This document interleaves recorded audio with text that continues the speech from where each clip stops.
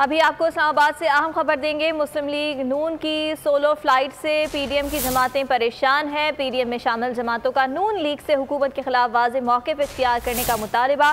ज़राए का ये बताना है कि 28 अगस्त के पीडीएम सरबराही इजलास में नून लीग से दो टोक बात होगी, जबकि अदम एतमाद की तहरीक या मरकज़ में हुकूमत के खिलाफ एहतजाज पर नून लीग से जवाब लेने का फैसला किया गया है। सिद्दीक साजिद हमारे साथ मौजूद हैं। सिद्दीक साजिद, बताइएगा। पीडीएम के ज़राए का कहना है कि मुस्लिम लीग नून की मुसलसल जो सोलो फ्लाइट है उसकी वजह से पीडीएम की जो जमातें हैं वो परेशान है। स्टीयरिंग कमेटी के इजलास में भी मामला उठाया गया था कि नून लीग जो है हुकूमत के खिलाफ वाज़ेह मौक़िफ़ इख्तियार करे। पंजाब में अदम एतमाद की तहरीक लानी है या मरकज़ में इमरान खान के खिलाफ एहतजाज करना है। इस हवाले से नून लीग को वाज़ेह तौर पर अपना मौक़िफ़ इख्तियार करना चाहिए।